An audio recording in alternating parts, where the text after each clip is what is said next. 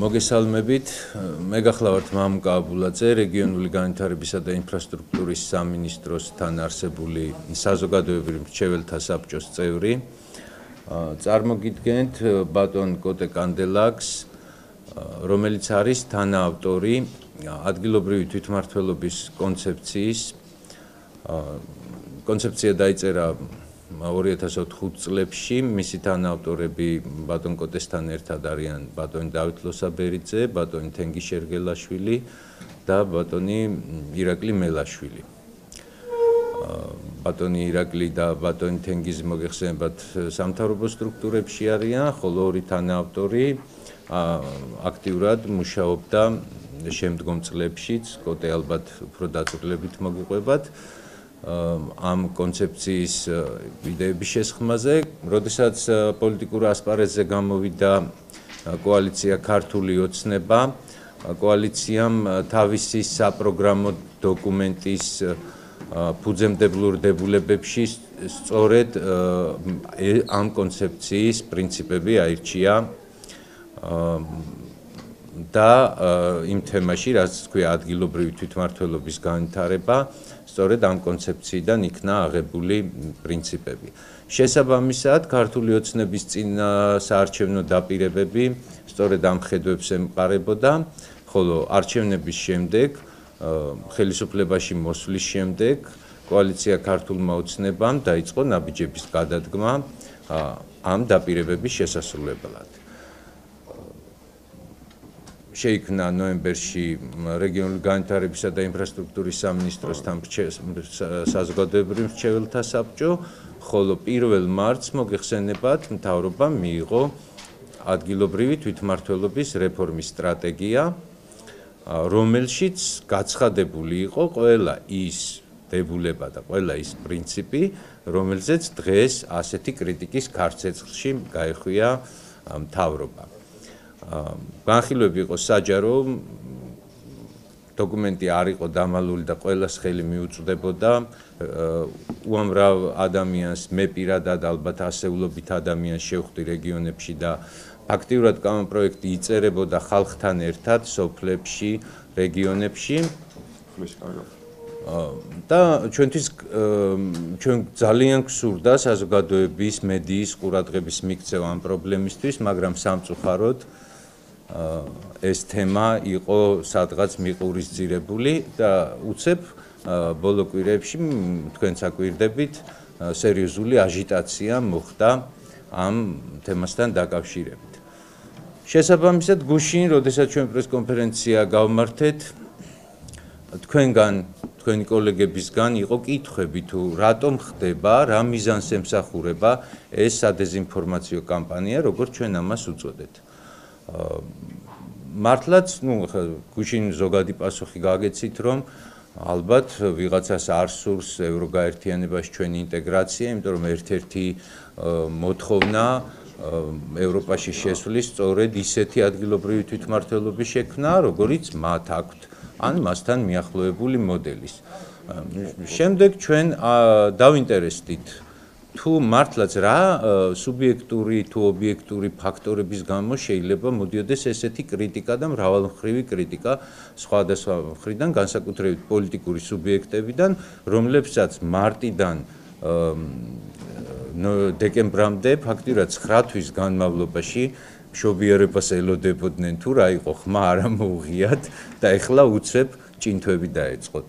ხო, ბატონ კოტეს ვთხოვ, ჩვენი ასე ვთქვათ ჟურნალისტების წაბაძვით ჩატარებული მოკვლევის შედეგები მოგახსენოთ და ალბათ ეს თქვენ მერე გაგიადვილებთ მუშაობას პოლიტიკურ პარტიებთან, როდესაც გექნებათ პირადი შეხვედრები და იმედი გვაქვს, რომ კითხვებს დაუსვამთ.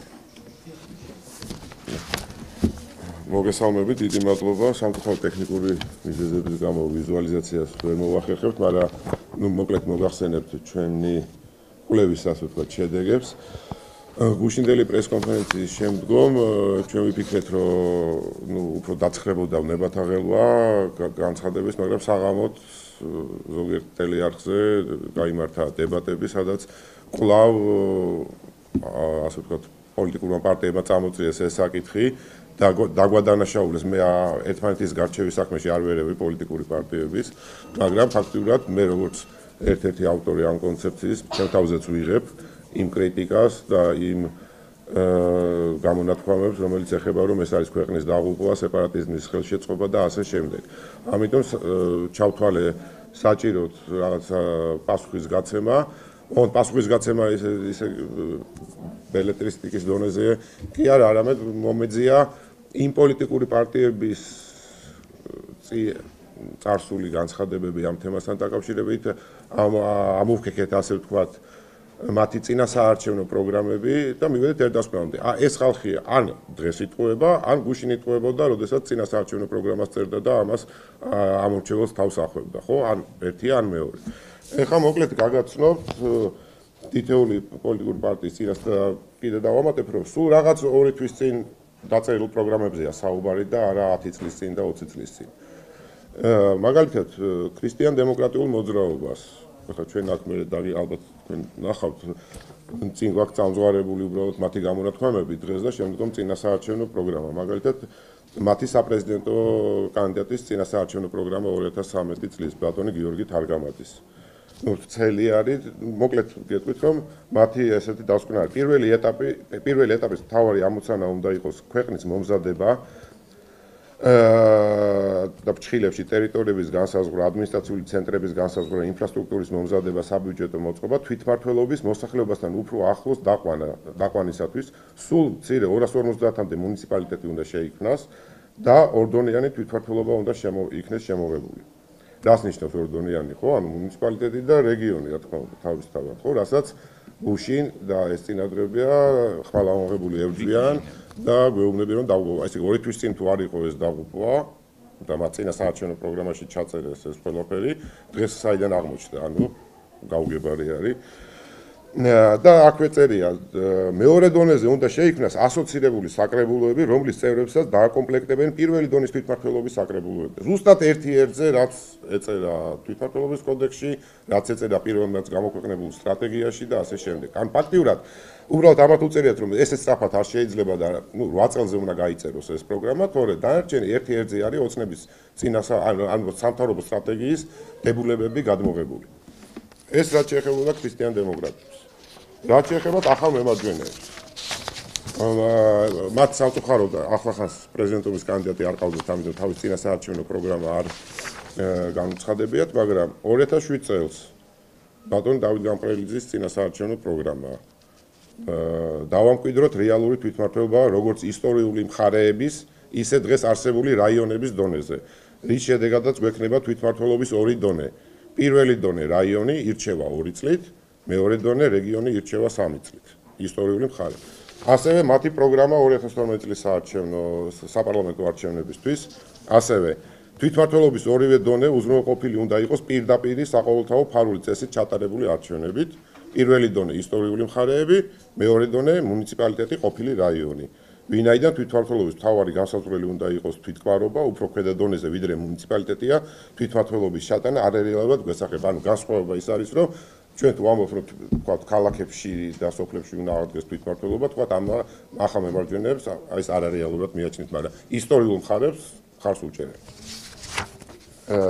ნინო ბურჯანაძე, დემოკრატიული მოძრაობა ერთიანი საქართველოს, ეს უფრო ახალი პარტია არის და მათ ეხლა 2 თვის წინ მის საარჩევნო პროგრამაში ამოვიკითხეთ, ვრცელია მე უფრო დაწვრილებით გაეცნობით, რეგიონებს გადაეცეთ სათანადო უფლებამოსილებები და სტაბილური ფინანსური რესურსები, რათა მათ უზრუნველყონ რეგიონის მდგრადი სოციალურ-ეკონომიკური განვითარება მისი შედარებითი უპირატესობის გამოყენებით. და თვისობრივად გადაიქმნას გუბერნატორის ინსტიტუტი. ანუ ახაც დაახლოებით იმაზე საუბარია, დაახლოებით იმაზე, რაც კონცეფციაში და კოდექსში.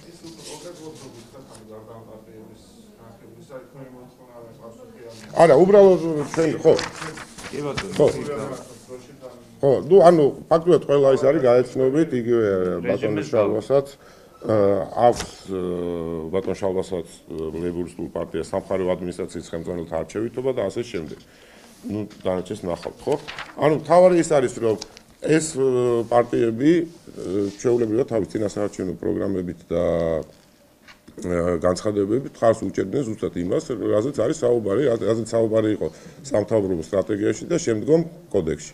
ანუ კითხვა იბადება თუ რა მიზანს ემსახურება და ასე ვთქვათ ის კამპანია, რომელიც ახლა არის წამოწყებული ამ ეგრეთ წოდებული მეორე დონის მიმართულებით, ხო? ერთი რომ პოპულიზმი ყველაზე კარგ ვარიანტში პოპულიზმისთვის იყენებენ, მეორე არ ვიცი შეიძლება ვიღაცის დაკვეთით მოქმედებენ, იმიტომ რომ ორ თვეში ესე შეიცვალო სოფხედველობა, მაგალითად მე დიდ პატივს ვცემ და მე ვიცი ბატონი ნოდარ ნათაძის პოზიცია 20 წლის თუ 30 წლის განმავლობაში მას ეს არ შეუცვლია, როგორც იყო 30 წლის წინ, ისევეა დღეს. მაგრამ უყურებ თქვათ და მეც მხარს ვთქვათ და ანუ ამ შემთხვევაში ამომრჩეველი არის შეყვანილი შესწომაში. მე აქცენტს ვაკეთებ იმაზე, რომ ამომრჩეველმა არ უნდა მოусმინოს ისევე როგორც საზოგადოების დიდმა ნაწილმა, ალბათ ამ განცხადებებს მათი მხრიდან ეს არის ან დღეს გუშინ ნათქვამი არის ტყუილი, ან გუშინ წინ, როდესაც უფრო მეტი ამომრჩევლებს ატყუებდნენ, ესე იგი ამ წინასაარჩევნო პროგრამებით, ხო, ბევრი აი ამ კუთხით მათ მხარს უჭერდა.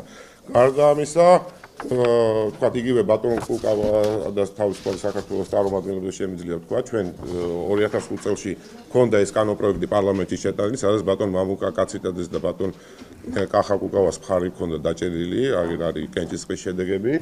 და ასევე 2008 წლის ჩვენმა ორგანიზაციამ გააფორმა მემორანდუმი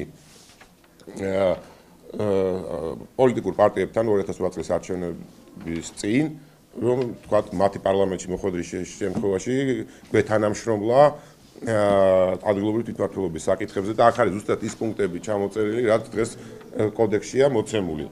და ამას ხელს აწერენ რესპუბლიკური პარტია, მრეწველობა გადაარჩენ საქართველოს ეროვნული ფორუმი, ტრადიციონალისტები და ასე შემდეგ. ქართული დასი, ლეიბორისტული პარტია და მეორე მხრიდან არასამთავრობო ორგანიზაციები, უცბად აღმოჩნდა ახლა მათ არ მეგონა, პირველი არის ბატონი დავით ნარმანია, მაშინ არასამთავრობო ორგანიზაციის წარმომადგენელი, ჩემი ხელმოწერა და სხვა არასამთავრობოების. ნუ აქედან გამომდინარე ამ შეთანხმებას ჩვენ მივყვებით თავიდან ბოლომდე, ანუ ჩვენ იმ იდეებს, რაც მაშინ მქონდა და იგივე სამინისტროც, თქვათ, ვინც არის ამ კანონპროექტის ავტორი, ზუსტად იმ პრინციპებზე დაყრდნობით შეიმუშავა ეს კოდექსი. თუ დაამატებ კი მეც გარკვეულ ფაქტს წარმოგიდგენთ. ესე ვთქვათ, კოდექსს ერთი ფაქტი დაავიწყდა, რომ ერთი რასაც პროგრამაში აფიქსირებენ, ხო თქვა რამდენიმე ფაქტი, რომ ხმის მიცემითაც, როდესაც პოლიტიკოსები მოდიან პარლამენტში, მაშინ ადასტურებენ მართლაც რისი მომხრეები არიან, ხო? და აგერ გვაქვს ფაქტები, როდესაც ბატონ კუკავას და მამუკა კაციტაძეს მიცემული აქვს ფაქტიურად ამ იდეებისთვის, ამ იდეებზე დაწერილი კანონპროექტისთვის 2005 წელს. დღეს როდესაც ქალბატონი ნინო ბურჯანაძე გამოდის და ესეთ შიშებს ავრცელებს საზოგადოებაში ავტონომიების თაობაზე, რომ ეს საბჭო, რომელმაც გუბერნატორი უნდა აკონტროლოს, თურმე მოიტანს ავტონომიზაციას ქვეყნის, აგერ წარმოგიდგენთ კენჭისყრის შედეგებს 13 აპრილი 2007 წლის, როდესაც თვითონ იყო ქალბატონი ნინო პარლამენტის თავმჯდომარე და მიცემული აქვს ხმას ყოფილი სამხრეთ ოსეთის ავტონომიურ ოლქში კონფლიქტის მშვიდობიანი მოგვარების სათავდო პირობების შესაქმნელ კანონისთვის, როდესაც ქალბატონმა ნინომ პირადად დაუჭირა მხარი ავტონომიის აღდგენას რეალურად სამხრეთ ოსეთის ოლქში. ანუ რის თქმა მინდა, ეს პოლიტიკური მოსაზრებებით ესენი რო იცვლიან თავის შეხედულებებს, როცა საიდან ქარი დაუბერავს, თუ ადამიანს აქვს პრინციპები და ეს პოლიტიკოსები ყველა ჩვენ გვეუბნება, რომ არიან პრინციპულები და არასოდეს მათ თავიანთი შეხედულებებისთვის ასე ვთქვათ, არ გადაუხვევიათ, ერთს აკეთებენ, მეორეს გვეუბნებიან წინასაარჩევნო კამპანიისას, ფაქტიურად, რასაც საზოგადოება ვთანხმდებით, პოლიტიკოსთა ძალიან დიდი ნაწილი გვატყუებს წინასაარჩევნო კამპანიის დროს. და ეს ფაქტები წარმოგიდგინეთ, სწორედ დავინტერესდით იმ ოპონენტებით, რომლებმაც დღეს უცებ ამოიღეს ხმა და შექმნეს აჟიტირების ფონი საზოგადოების დაბნევის, საზოგადოების სხვადასხვა ფენის, დაწყებული ალბათ ტაქსის მძღოლებიდან დამთავრებული სასულიერო პირებით, და მიზანი მათი კამპანიის ცხადია, რომ პოლიტიკური გეგმებია მათი შემდგომი და არანაირი პრინციპი, არანაირი თვითმმართველობა, როგორი იქნება ჩვენი სოფელი, როგორი იქნება ჩვენი რეგიონი, ეს რეალობაში მათ არ აინტერესებს, ხოლო აინტერესებთ მხოლოდ როგორ მიაღწიონ საკუთარ პოლიტიკურ მიზნებს.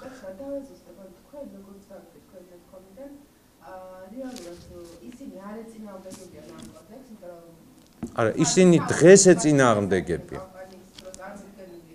კი, იდეაში ესეა.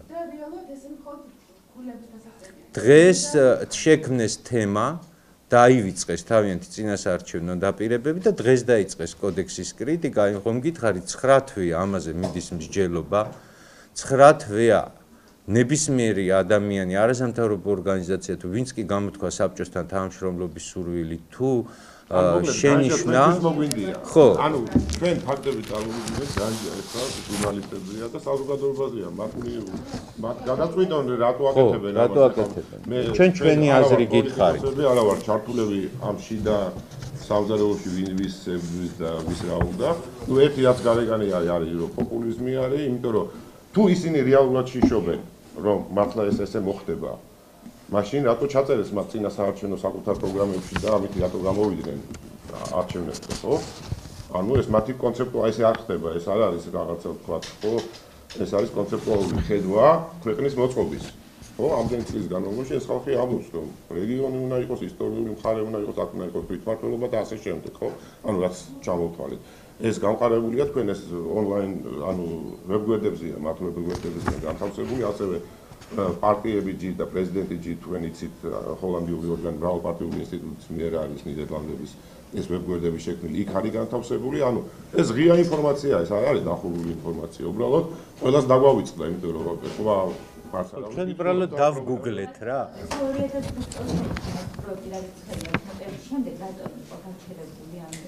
ანუ 2005 წელს პროექტი ანუ ჩვენ რამოდენიმე ადამიანმა მრავალი ექსპერტის მონაწილეობით ეს სტრატეგია შევიმუშავეთ. ჩვენ მივაწოდეთ მაშინ ნაციონალურმა მოძრაობამ ამაზე უარი თქვა. ჩვენ გქონდა კანონპროექტი ალტერნატიული შეტანილი 2005 წელს, ანუ ჩვენ არ გქონდა საკანონმდებლო ინიციატივა, ამიტომ მაშინდელმა ოპოზიციურმა ფრაქციებმა ეს შეიტანეს და ესენი იყვნენ ახალი მემარჯვენეები და რესპუბლიკელების და კონსერვატორების ფრაქცია, მე მგონი. და მათ საკუთარ კანონპროექტად წარადგინეს ეს პარლამენტში, რა თქმა უნდა, მაშინ ჩავარდა ეს კანონპროექტი და ნაციონალურ მოძრაობას თავისი ხედვები ჰქონდა და აი ეს 9 წელიწადი რაც და დღევანდელ დღეს ასისტემაც აგვაქვს, იმას დაუჭირეს მხარი და უბრალოდ მას მოგცემთ კი. ამას ამ თვითონ წერდა ამ სტრატეგიას აღარ გარკვეული აღმოჩნდა სიტუაცია რომ მოხდნენ ხელისუფლებაში დაიწყეს ხორშესხმა ამ კონცეფციის და მიგვიღეთ ანუ სამთავრობო სტრატეგია და კოდექსი. დანარჩენი პოლიტიკური პარტიები ამ ხნის განმავლობაში ხმა არ ამოუღიათ, იმიტომ რომ ცნობილი იყო, რომ ქვეყანა მიდიოდა რეგიონალიზმის მიმართულებით, ხო, ეწერა იქ. უფრო მეტი ეწერა ამ სტრატეგიაში, ვიდრე კოდექსში წერია სამწუხაროდ. მაგრამ არავის მაშინ ხმა 2-3 ადამიანის გარდა კრიტიკა არავის არ გამოუწევს.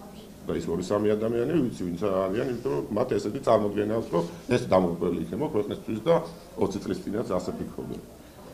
ეს მინსკმა განაცხადა, რომ გარკვეული მოსაშლა მოხდა კოდექსში და პარლამენტში იქნება უფრო სხვა ვარიანტი. წარდგენილი და არ გაუკონკრეტებიან რომელზეც შესვლა მოხდა, ხომ არ გაქვს ინფორმაცია კონკრეტულად მოსულს. და ხომ არ იქონია ამაზე გავლენა პარტიასთან განცხადება? რამ იქონია გავლენა არ ვიცი, მაგრამ ეს მე ვიცი, რომ ეს გარკვეული ცვლილებები პარტიების განცხადებამდე მზადდებოდა და უკვე შეთანხმებული იყო, რომ უფრო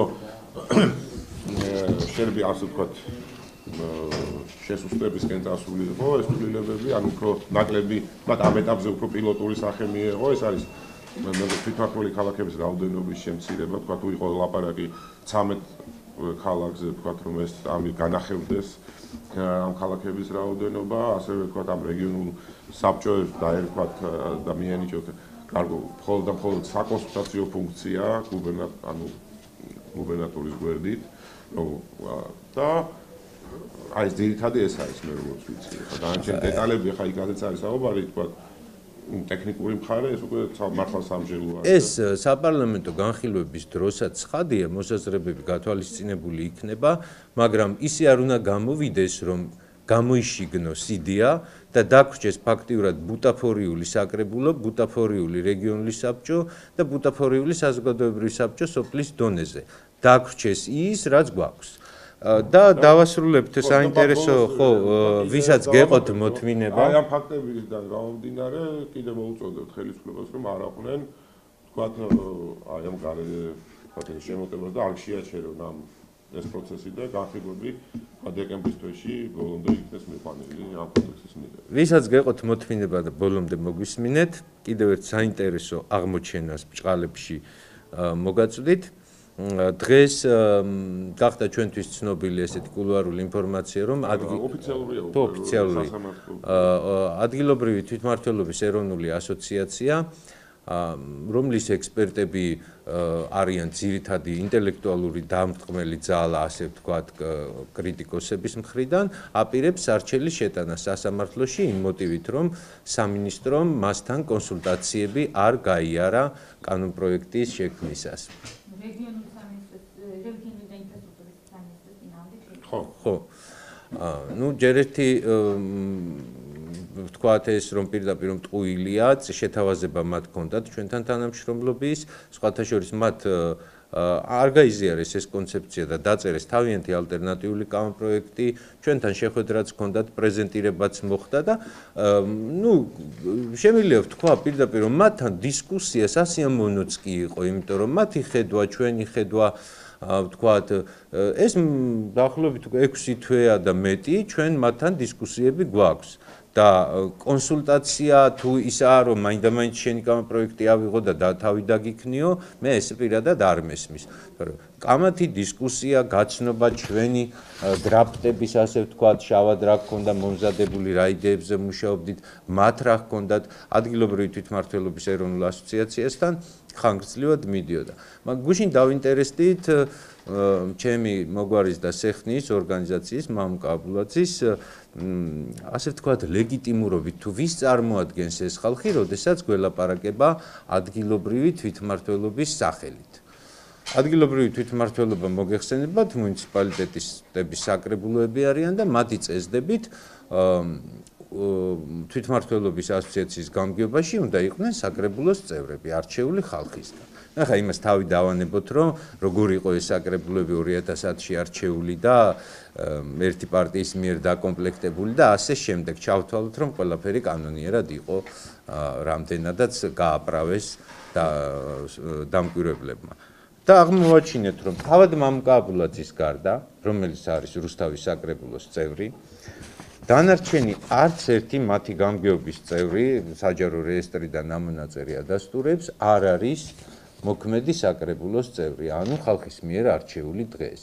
ესენი, როდესაც შეიქმნა ეს ასოციაცია, მაშინ იყვნენ საკრებულოს წევრები, მას შემდეგ ზოგი წავიდა, ზოგი თავის გზას დაადგა, დღეს გამოდის, რომ ადგილობრივი თვითმმართველობის ეროვნული ასოციაცია, გარდა მისი აღმასრულებელი, გარდა მისი პრეზიდენტისა, მამუკა აბულაძისა, ფაქტიურად არ წარმოადგენს ადგილობრივ თვითმმართველობებს. საქართველოში დღეს მოქმედ ადგილობრივ თვითმმართველობებს.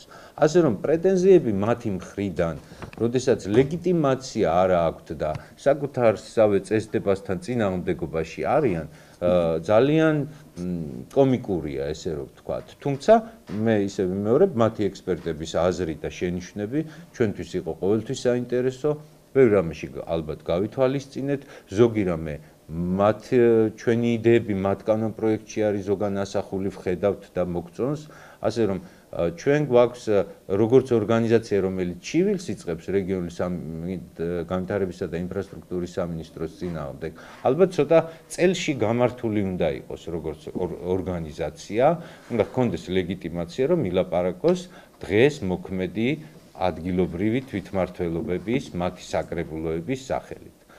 დაუსვით ალბათ კითხვა ჩემს სეხნიას და მოგვარეს, თუ მისი გამგეობის წევრები, რატომ არც ერთი არ არის დღევანდელი მოქმედი საკრებულოს წევრი.